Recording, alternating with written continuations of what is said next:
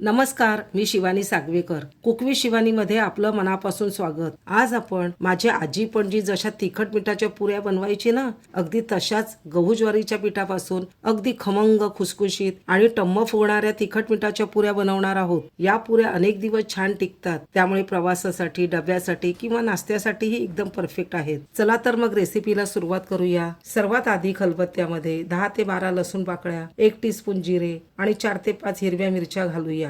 जर तुम्हाला कमी तिखट आवडत असेल तर मिरच्यांचं प्रमाण कमी करू शकता. आता पाणी न घालता हे सर्व जाडसर वाटून घेऊया. तुम्ही हे मिक्सर मध्ये वाटून घेतलं तरीही चालेल. बघा, हे असं जाडसर वाटून घ्या. या रेसिपीमध्ये सर्व साहित्य मोजण्यासाठी कोणती एक वाटी किंवा कोणतेही एक भांड सेट करा. त्याने सर्व साहित्य मोजून घ्या. त्यामुळे प्रत्येक साहित्याचं प्रमाण अचूक राहील आणि रेसिपी परफेक्ट बनेल. आता एका मोठ्या परातीत 2 कप गव्हाचं पीठ, अर्धा कप ज्वारीचं पीठ, पाव कप बेसन आणि पाव टीस्पून हिंग घालूया. चवीनुसार मीठ. आता हे सर्व साहित्य एकदा छान कोरडंच मिक्स करून घेऊया. आता यामध्ये 2 टेबलस्पून कडकडीत गरम तेलाचं मोहन घालू. मोहनामुळे पुऱ्या खुसखुशीत होतात आणि कमी तेल शोषतात. आता हे गरम तेल पिठामध्ये व्यवस्थित चोळून घेऊया. आता यामध्ये 1 टेबलस्पून तीळ, अर्धा टीस्पून ओवा, अर्धा टीस्पून हळद, 1 टीस्पून लाल तिखट, 1 टीस्पून धनेपूड, तयार केलेलं लसूण मिरचीचं वाटण, बारीक चिरलेली कोथिंबीर घालून सर्व साहित्य एकदा छान मिक्स करून घेऊ.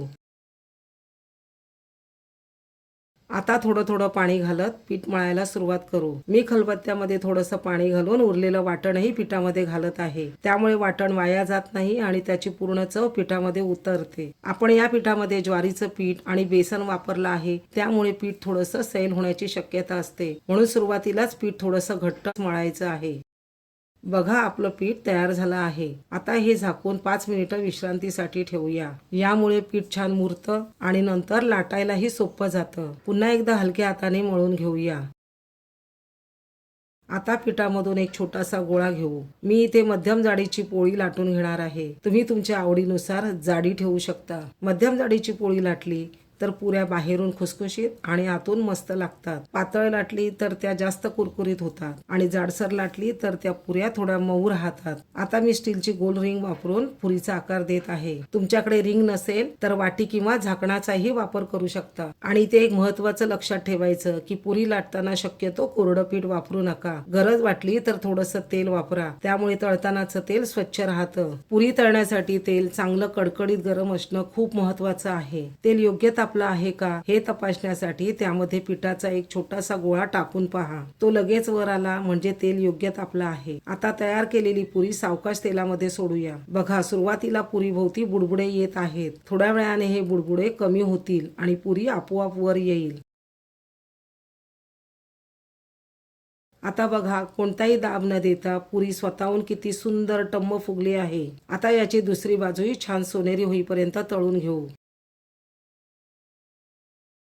आता झारा थोडासा तिरका करून पुरीवरील जास्तीचे तेल निघू द्या. त्यानंतर पुरी जाळीदार चाळणीवर काढून ठेवूया. बघा, आपली तिखट मिठाची पुरी तयार आहे. आता दुसरी पद्धत पाहूया. आता आपण पिठाचे छोटे छोटे गोळे करून घेऊ. प्रत्येक गोळ्याची पुरी रिंगचा वापर न करता थेट लाटून घेऊया. या पद्धतीने पुऱ्या अगदी छान टम्म फुगतात. बघा, आपली पुरी छान लाटून तयार झाली आहे. आता पुरी अलगद हाताने तेलात सोडूया आणि गॅसची आच मोठी ठेवूया. पुरी तळण्यासाठी तेल चांगलं कडकडीत गरम असणं खूप महत्वाचं आहे. झाऱ्याच्या मदतीने पुरीवर गरम तेल टाकत राहूया. यामुळे पुरी एकदम टम्म फुगते.